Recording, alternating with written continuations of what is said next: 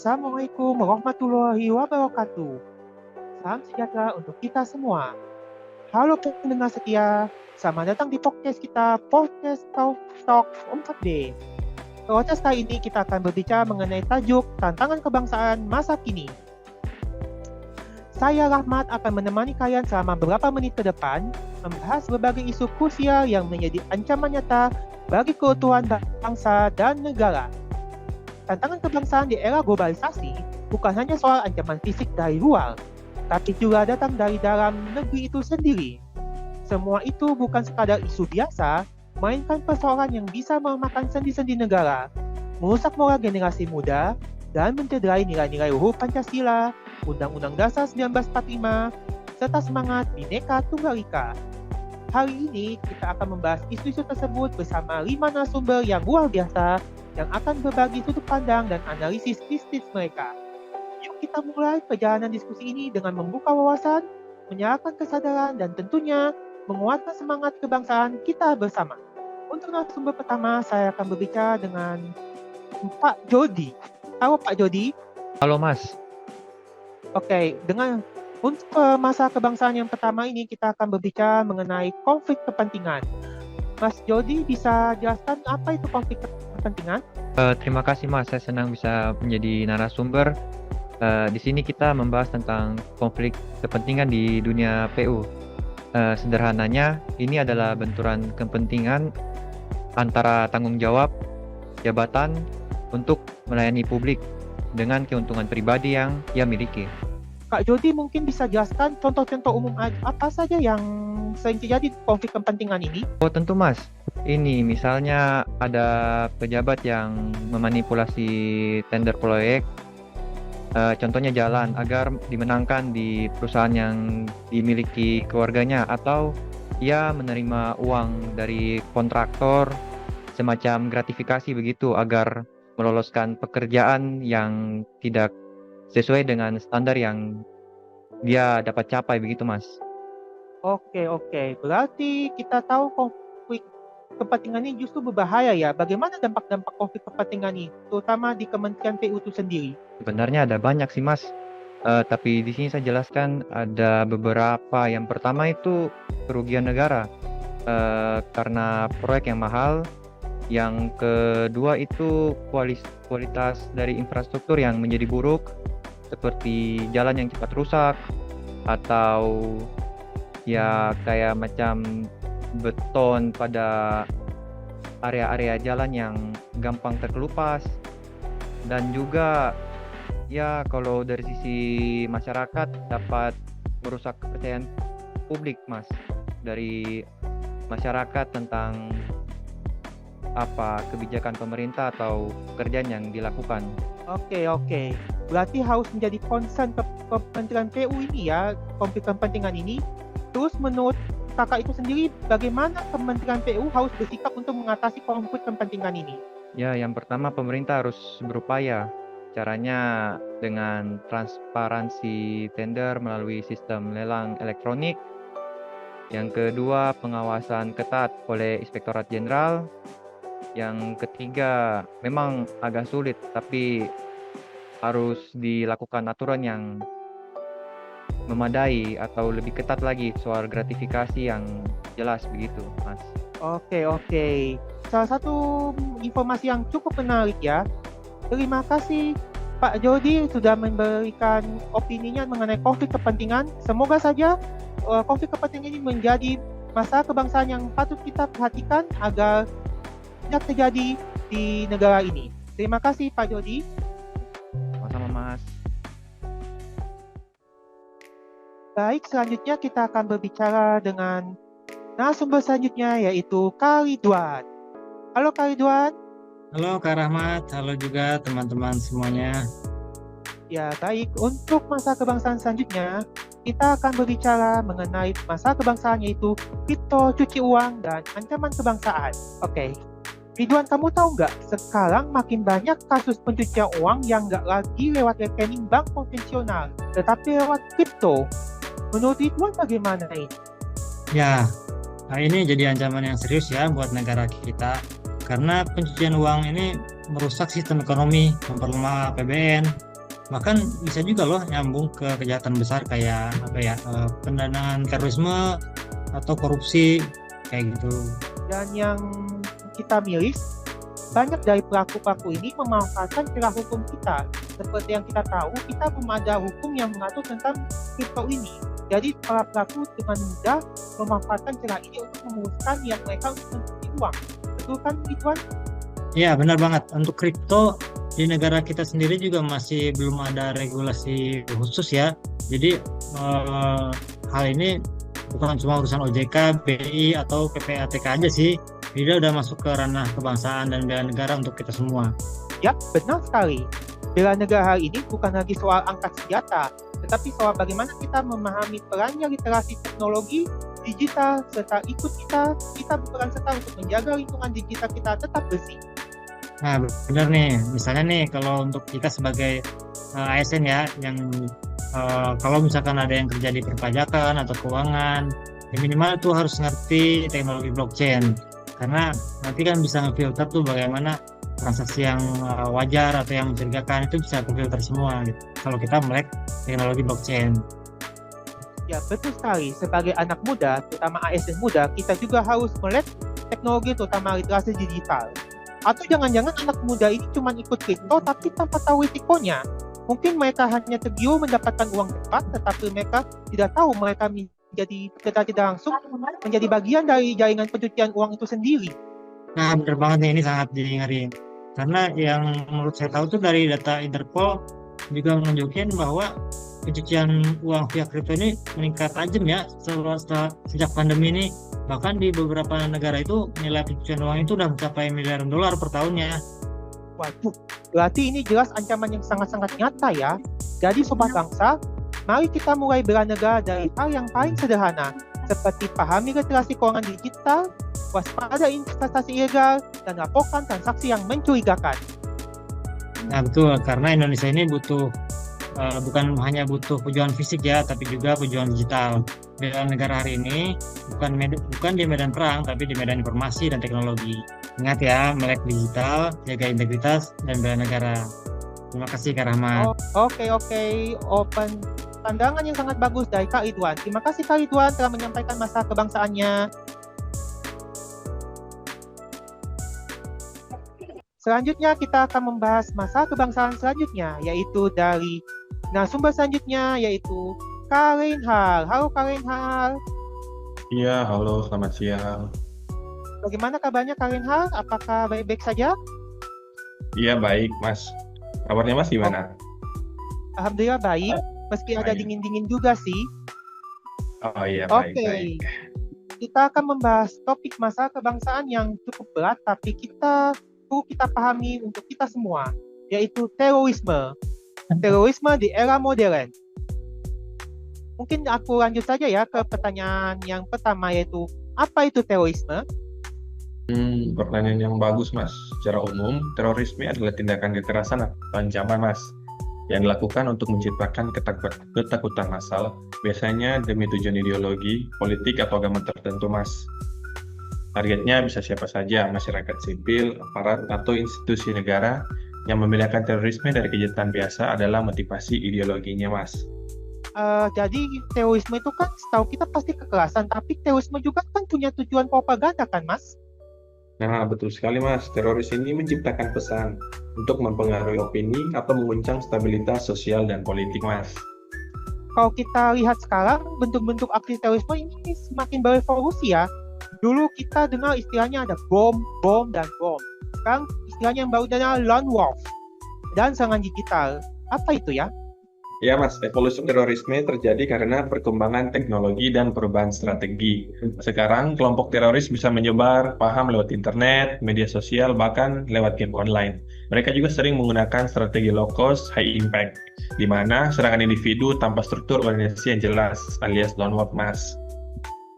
Ih, serem banget ya. Jadi lebih sulit dideteksi ya terorisme sekarang ini ya. Ya, betul, Mas. Bahkan radikalisasi bisa terjadi dari rumah, tanpa harus ikut pelatihan fisik. Ini tantangan besar bagi aparat keamanan, Mas. Nah, ngomong-ngomong soal media sosial, banyak anak muda sekarang kan yang jadi sasaran utama perekrutan teroris lewat media sosial. Itu mengapa ya media sosial dipilih? Cenderung sedang mencari jati diri, dan itu dimanfaatkan kelompok radikal. Mereka masuk melalui isu-isu yang dekat atau lagi viral di sekitar masyarakat, seperti keadilan sosial melalui identitas agama atau ketidakpuasan terhadap pemerintah. Lalu mereka membangun narasi seolah-olah mereka pejuang kebenaran, dalam tanda kutip. Tapi pada ujungnya kan pasti nanti kekerasan juga kan? Iya, sangat ironis. Anak muda yang idealis malah dijadikan alat, Mas. Makanya literasi digital dan pemahaman ideologi sangat penting sekarang ini, Mas. Kalau gitu menurut Kak Reinhard, apa yang bisa dilakukan masyarakat, khususnya juga anak muda, untuk mencegah terorisme itu sendiri? Yang bisa dilakukan, yang pertama mungkin memberikan edukasi ya. Kita harus memahami dulu apa itu radikalisme dan bagaimana cara penyebarannya.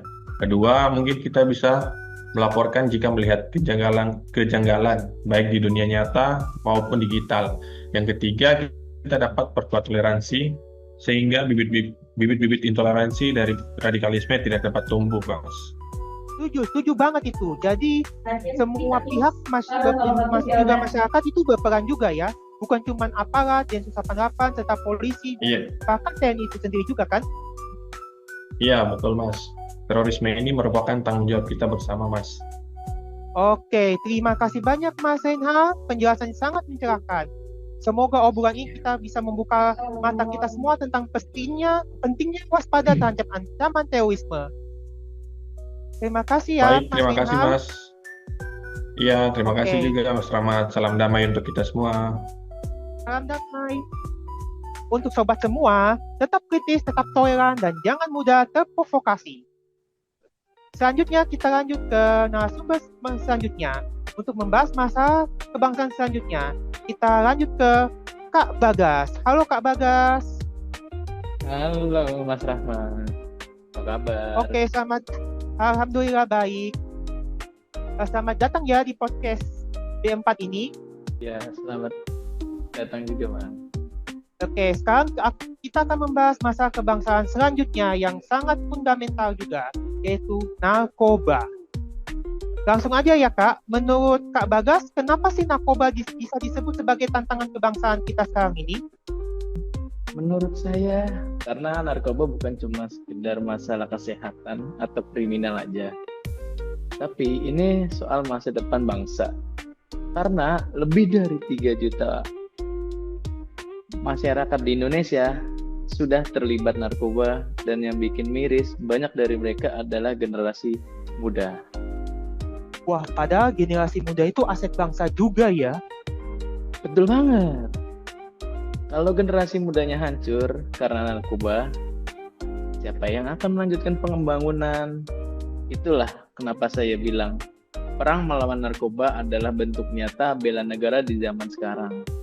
Kak Bagas, ada contoh nyata nggak dari tantangan narkoba di Indonesia sekarang ini? Untuk contoh nyata banyak.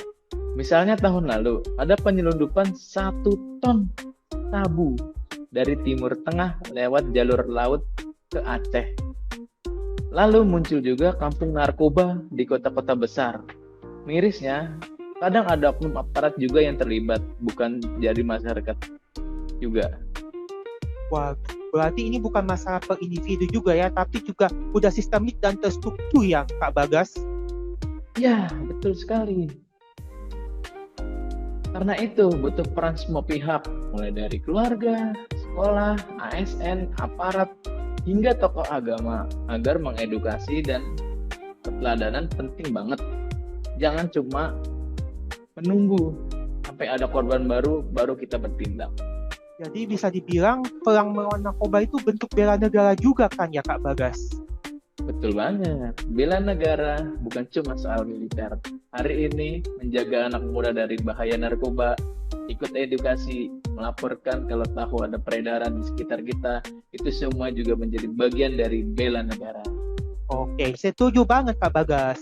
Oke Kak Bagas, ada pesan-pesan untuk pendengar nggak untuk narkoba ini, untuk bagaimana menghindarnya atau bagaimana cara melawannya begitu? Untuk pesan-pesan dari saya, jangan remehkan bahaya narkoba.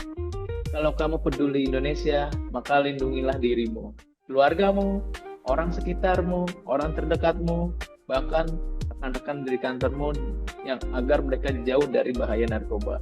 Karena cinta bangsa itu dibuktikan, bukan cuma diucapkan. Oke, keren banget. Tepuk tangan dulu. Oke, terima kasih ya Kak Bagas.